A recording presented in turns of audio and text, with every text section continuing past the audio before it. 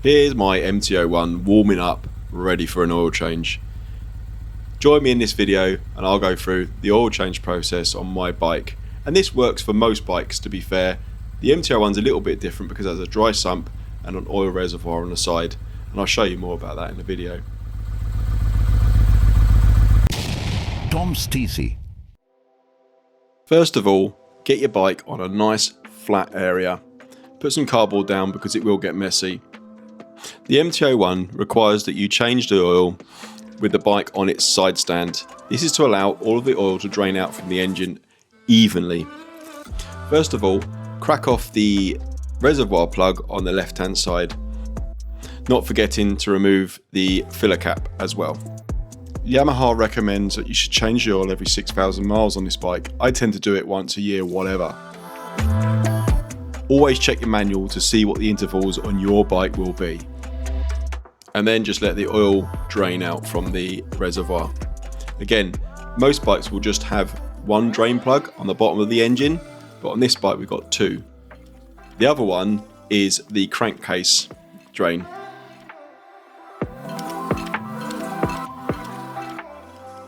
These are both 17mm sockets. So once that's cracked off, it's a bit of a pain to get to, it's right underneath the engine.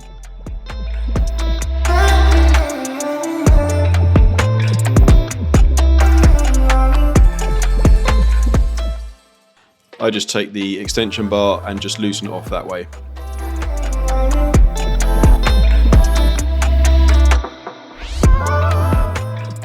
And the trouble is, it's a bit of a design fault, but all of the oil pours out onto the bottom of the frame. But it's not the end of the world, you can wipe it away once it's all drained off.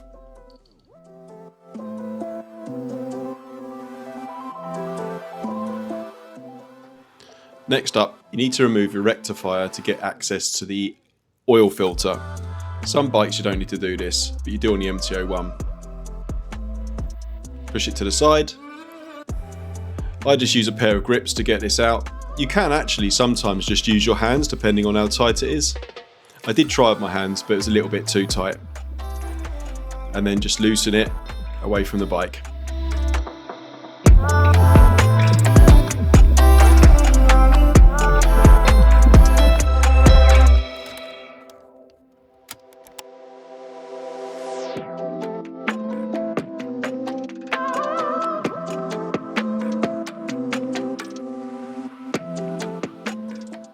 And that's the oil filter away from the bike. This is the oil we'll be using today, 20W40. This bike requires 4.10 litres of oil. I've also got two new washers for the sump plugs and a new oil filter. These are all ones I've used before and all the links are in the description. Make sure you leave your bike draining for a good while before putting everything back together and filling it back up. Next step, take your new oil filter, fill it with a little bit of new oil, and then just put a little bit around the rim. This just helps it lock in place and give it a bit of lube as well when it goes onto the bike. These oil filters actually have a little bit of grease around the edge, but I always put a bit of oil around it as well. Then just take your new oil filter and hand tighten it onto the bike. It doesn't need to be any tighter than that. If you boot up any tighter, you run the risk of not only getting your oil filter stuck on the bike, but also not being able to undo it in the future. Literally do it as hard as you can. If you feel like you need to tighten up a little bit more, get a wrench around it and just literally nip it up, but don't overdo it. Trust me, you do not want to over tighten your oil filter. The manual recommends 17 Newton meters of torque for this, which is literally hand tight. Now take your reservoir sump plug, put a new washer on it after giving it a bit of a clean. Get yourself your new washer and put that onto your plug like so, before giving it a good clean around the area where you're about to put your new plug in. And then put in the crankcase plug as well. Both of these are just hand tight at the moment. I'm just going to nip them up ever so slightly using my wrench.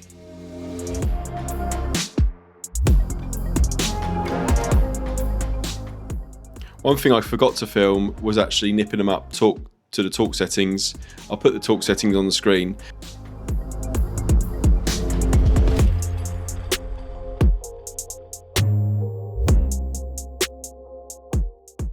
Make sure you give it a good clean.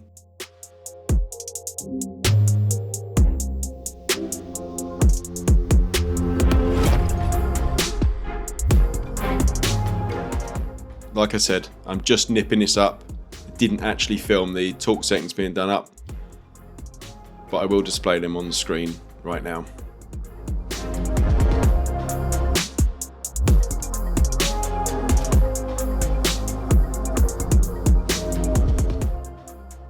Again, just giving the area a quick clean with a nice clean rag.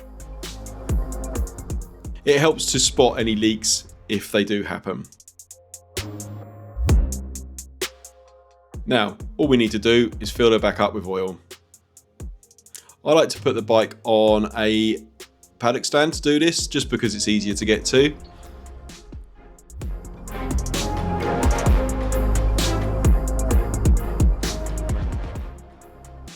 Because the bike has a dry sump, the filling process is a little bit different to other bikes. You need to put in 2.5 litres of oil first.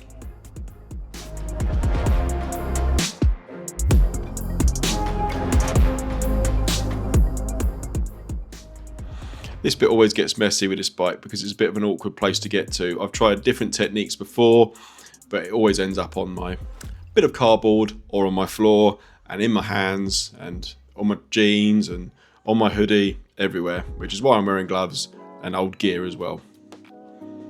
So once you put the 2.5 litres in, then you need to start the bike up, and this is to get the oil to go around the bike and take it away from the reservoir.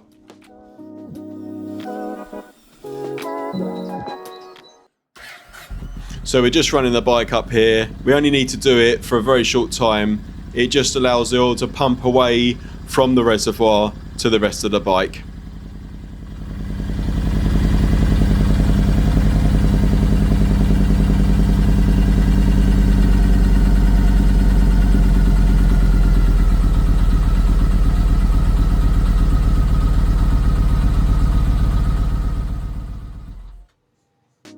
And then we carry on putting the rest of the oil in.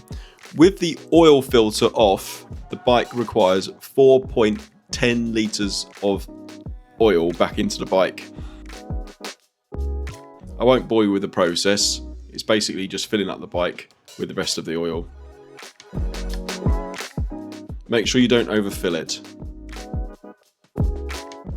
I tend to put the 4 litres in and then a little bit more, and then run the bike up to make sure that there's enough oil in the bike. You might need to top it up. It's better to top it up than it is to try and empty out the oil, trust me. My dipstick has a temperature gauge on the top. This dipstick is actually quite a lot shorter than the original dipstick, so I've actually put some marks on it using some marker. So just run the bike up, make sure that the oil's pumping around and there's no leaks.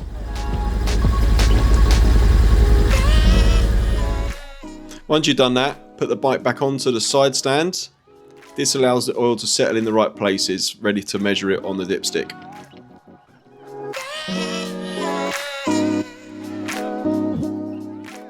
So as you can see, it's very hard to see on this camera actually, but the oil is at the right level. It's right in the middle there, that's where it should be. The top mark is the upper level. I'm just putting a little bit more into there just to make sure. And there we go. I'm happy with that.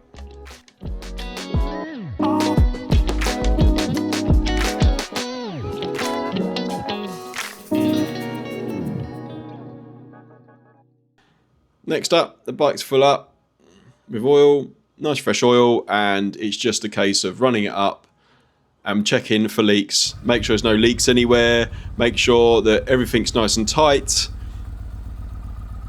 and you're pretty much good to go. Thank you so much for watching. If this is your first time watching the channel, please give me a like, give me a subscribe, comment below and let me know what you think.